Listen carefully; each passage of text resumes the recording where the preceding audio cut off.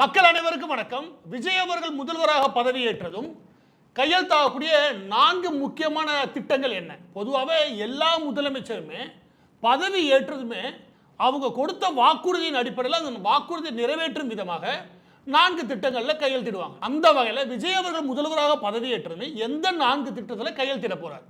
அது மிக முக்கியமான எதிர்பார்ப்பு. இதற்கிடையே எதிர்பார்க்கக்கூடிய திட்டங்கள், அவர் முதலாவது கையெழுத்து போடக்கூடிய 4 திட்டங்கள் என்னவா இருக்கும் அப்படின்ற தகவல் தான் இந்த வீடியோவில் நம்ம பார்க்க போறோம். முதலாவது, விஜய் அவர்கள் கையெழுத்து போடக்கூடிய முதலாவது திட்டம் என்ன அப்படின்னா இந்த 2 தான். ஒவ்வொரு குடும்ப தலைவிக்கும் 2500 ரூபாய் மாதம் முதலாவது. இரண்டாவது என்ன அப்படின்னா பஸ் இருக்கு இல்லையா, அதில் அங்கே பெண்களுக்கான பேருந்தும் தனியாக போகுது, அதில் மட்டும்தான் இலவசம் சொல்லியிருக்காங்க.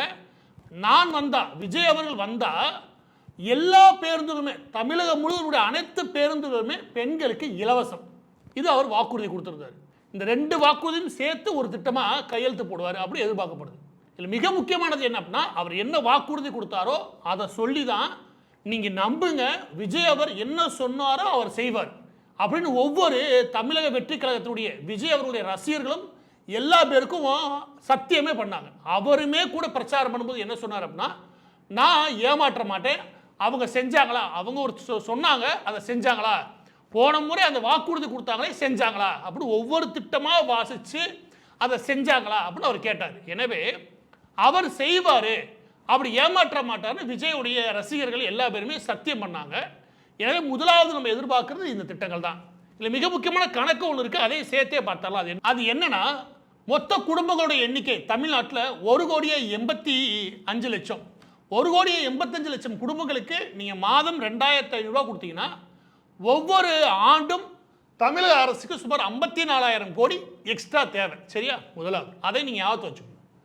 இரண்டாவது பஸ். தமிழகம் முழுவதும் அனைத்து பேருந்துகளுமே, அது ஏசி எல்லா பேருந்துகளுமே பெண்கள் இலவசமாக போகலாம் அப்படின்னு ஒரு அதிரடி திட்டத்தை அறிவிச்சார்.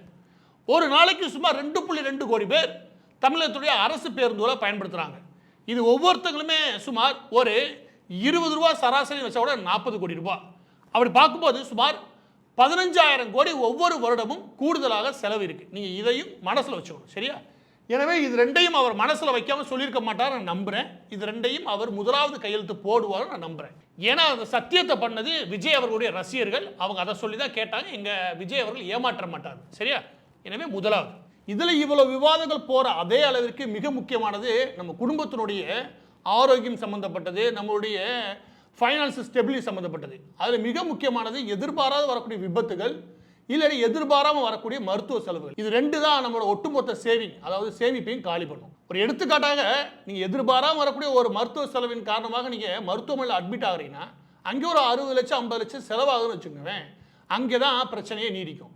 நம்ம இந்த எதிர்பாராத ரிசல்ட் வருதுல்ல, தேர்தல் ரிசல்ட், அதே மாதிரி தான் எதிர்பாராத பிரச்சனை இருக்கு இல்லையா, அதை ஒட்டுமொத்தமாக பொருளாதார தடுமாற்றத்தை உருவாக்கும். இதே மாதிரி தான் இறப்பும். நம்மளுடைய இறப்பும், எதிர்பாராத ஒரு இறப்பு ஏற்படுது அப்படின்னா அப்பையும் குடும்பம் ஒரு தடுமாற்றமான நிலைமையை நோக்கி நகரும். எனவே இப்படியான சூழ்நிலையில் உங்களுடைய குழந்தைகள், உங்களுடைய குடும்பங்களில் இதை பாதுகாப்பான நிலைமையில் வைக்கிறதுக்கு ஒன்று நமக்கு ஒரு பக்கத்து ஹெல்த் இன்சூரன்ஸும் தேவை, இன்னொரு பக்கத்து நமக்கு டேர்ம் இன்சூரன்ஸும் தேவை. வெவ்வேறு நிறுவனங்கள் வழங்கக்கூடிய இந்த term insurance and health insurance இல்லையா, இதை பற்றியான விவரங்கள் தெரிஞ்சுக்கிறதுக்கு வீடியோட டிஸ்கிரிப்ஷனில் லிங்க் இருக்குது. இதில் மாதம் 400 ரூபா 500 ரூபாய்க்கு ஒரு டேர்ம் இன்சூரன்ஸ் எடுக்கிறோம். எதிர்பாராத விபத்து நடக்குது, அதில் மரணம் ஏற்படுதுன்னு வச்சுக்கோங்க, அதன் மூலமாக 2 கோடி ரூபாய் வரைக்கும் நம்ம குடும்பத்துக்கு போகுதுன்னா அது நிச்சயமாக புத்திசாலித்தனமாக முடியும். அதே போல தான் இங்கே ஹெல்த் இன்சூரன்ஸும் ஒரு 400 ரூபா 500 ரூபா மாதம் ப்ரீமியமில் ஒரு ஹெல்த் இன்சூரன்ஸ் எடுக்கிறோம். அதில் ஏறக்குறைய ஒரு 1 கோடி ரூபாய் நம்ம குடும்பத்துக்கு இந்த ஹெல்த் இன்சூரன்ஸ் மூலமாக செக்யூர் ஆகிறோம்னு வச்சுக்கோங்க. அதுவும் குடும்பத்தை தடுமாறாமல் பார்த்துக்கும். எனவே இது முக்கியமான ஒன்று, புத்திசாலித்தனமான ஒன்று கூட. இதை பற்றியான மேலும் விவரங்கள் தெரிஞ்சிருக்கு, வீடியோட டிஸ்கிரிப்ஷன் லிங்க் இருக்குது, ஃபாலோ பண்ணி தெரிஞ்சுக்கோங்க. இந்த லிங்க் நீங்கள் ஃபாலோ பண்ணி எடுக்கும்போது டேர்ம் இன்சூரன்ஸில் சுமார் 15% வரைக்கும் உங்களுக்கு டிஸ்கவுண்ட் உண்டு. அதே மாதிரி ஹெல்த் இன்சூரன்ஸில் சுமார் 25% அளவிற்கு உங்களுக்கு டிஸ்கவுண்ட் உண்டு. இரண்டாவது திட்டம் இந்த 2. குடும்பம், ஒவ்வொரு குடும்பத்துக்கும் 6 கேஸே கிடைக்கல எல்லா போடும் 6 கேஸ் சிலிண்டர் தரப்படும். ஒரு கேஸ் சிலிண்டர் கமர்ஷியலாக, ஏன்னா இதை கமர்ஷியலாக தான் பர்ச்சேஸ் பண்ணி ஆகணும். கமர்ஷியலாக 19 கிலோ இருக்கக்கூடிய ஒவ்வொரு கேஸ் சிலிண்டருமே சுமார் 3,200 ரூபாயில் இருக்குது. இதை கால்குலேட் பண்ணும்போது சுமார் 2 கோடி குடும்பங்கள், எதுவும் ஏறக்குறைய 2 கோடி குடும்பங்கள் வச்சுக்குவேன். 2 கோடி குடும்பங்களுக்கு ஒவ்வொரு ஆண்டும் 6 கேஸ் சிலிண்டர் கொடுத்தா சுமார் 38,000 கோடி செலவாகும். 38,400 கோடி ரூபாய் ஒவ்வொரு ஆண்டும் அரசுக்கு கூடுதலாக செலவாகும். இதையும் அவர் கணக்கு போட்டுட்டு தான் வந்திருக்கணும். எனவே ஒவ்வொரு குடும்பத்துக்கும் 6 கேஸ் சிலிண்டர் எந்த மாதத்துலேருந்து ஆரம்பிக்க போகிறாங்கன்னு தெரியல. எனக்கு தெரிஞ்சு அடுத்த மாதத்துலேருந்து ஆரம்பிப்பான்னு நினைக்கிறேன். இந்த பஸ் இருக்கு இல்லையா, இது எப்போ இருந்து ஆரம்பிப்பாங்கன்னா அவர் பதவியேற்ற அடுத்த ஒரு வாரத்துலேருந்து ஆரம்பிப்பாங்க. எனவே அவர் பதவி ஏற்றதுமே நீங்கள் ஒவ்வொரு பஸ்லையும் கேட்க வேண்டியது பெண்களுக்கு இலவசமாக, நீங்கள் இலவசமாக கிளம்பிடுங்க. ஏன்னா விஜய் தான் வாக்குறுதி கொடுத்துருக்காரு, அவர் தான் முதலமைச்சராக இருக்கார். எனவே அவர் சொன்னதுக்கு என்னங்க நாங்கள் டிக்கெட் எடுக்க மாட்டோம் அப்படின்னு சொல்லி கிளம்பலாம். அவர் திட்டமாக அறிவிச்சிட்டாரா கிளம்ப வேண்டியதான்.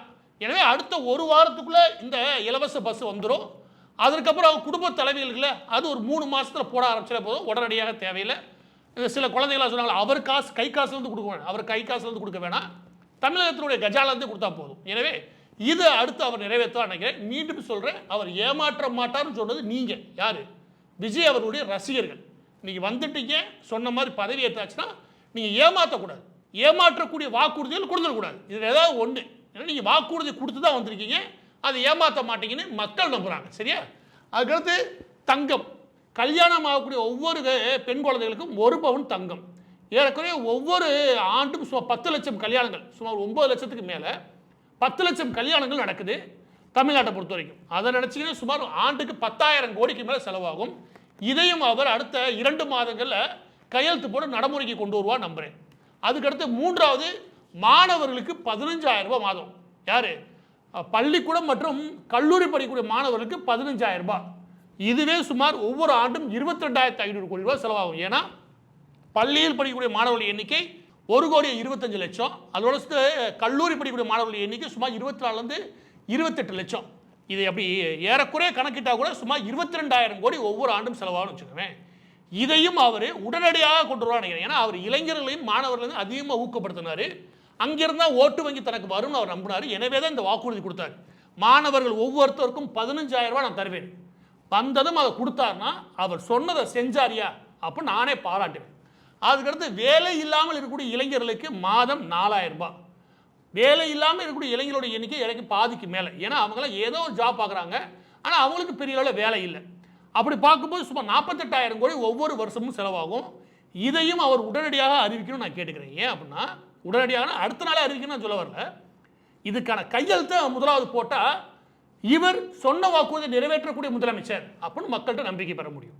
ஏன்னா இதை நீங்கள் தான் சொல்லியிருக்கீங்க, நீங்கள் எப்போ செய்வீங்கன்னு மக்கள் கேட்பாங்க. மற்ற எதையும் விட இதை மக்கள் எதிர்பார்க்கக்கூடிய திட்டங்கள். சரியா?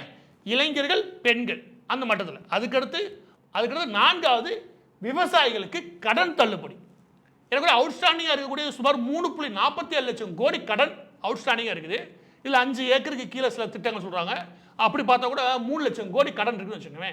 இதையும் தள்ளுபடி பண்ணணும். எனவே இந்த 4 திட்டங்கள் நல்லா பார்த்துக்கணும். இந்த 4 திட்டங்கள் குடும்ப தலைவிகளுக்கு மாதம் 2,500 ரூபா அடுத்த 2 மாதங்கள் வந்துடும் நினைக்கிறேன். பஸ்ஸு அடுத்த ஒரு வாரத்திலே ஃப்ரீ ஆயிடணும். அதுக்கடுத்து ஒவ்வொரு குடும்பத்துக்கும் 6 கேஸ் சிலிண்டர் அடுத்த மாதத்துலேருந்து கிடைக்கும் நான் நம்புகிறேன். அது திட்டத்தில் சைன் போடுவார் நம்புகிறேன், அட்லீஸ்ட் கையெழுத்தாவது போடுவார் நம்புகிறேன். அதுக்கடுத்து கல்யாணத்துக்கு 1 பவுன், அதுக்கும் ஒரு 1-2 மாதத்தில் அவர் சைன் பண்ணிட்டாருன்னா போதும், கையெழுத்து போட்டால் போதும். நடைமுறை வர்றதுக்கு ஒரு 2-3 மாதங்கள் ஆகிட்டு போகுது, ஆனால் அவர் கையெழுத்து போடணும். 3வது மாணவர்களுக்கு 15,000, வேலை இல்லாத இளைஞர்களுக்கு 4,000 ரூபாய் மாதம். இதுலேயும் அவர் சைன் பண்ணிடணும். கடைசியாக 4வது விவசாயிகள் கடன்களையும் ஒட்டு மொத்தமாக தள்ளுபடி பண்ணணும். இந்த 4 திட்டங்களில் அவர் கையெழுத்து போடுவார் நம்பப்படுது. இந்த 4 திட்டத்தில் ஏதாவது 2 திட்டத்தில் கூட அவர் கையெழுத்து போடலன்னு வச்சுக்கோங்க, அவர் ஏமாற்றுறதுக்காக திட்டங்களை வகுத்திருக்காரு.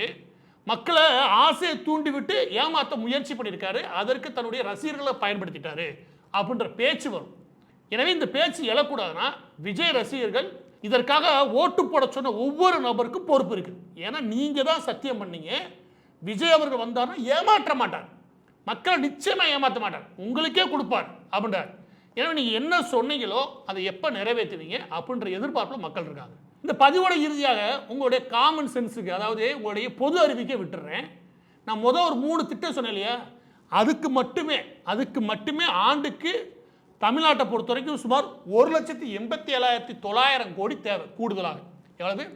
1,87,900 கோடி. முதல்ல 3 திட்டம் சொன்னேன் இல்லையா, பஸ்ஸில் ஆரம்பித்து தங்கம் வரைக்கும், அந்த 3க்கு மட்டும் இப்போ இருக்கக்கூடிய பட்ஜெட் எவ்வளோ தெரியுமா?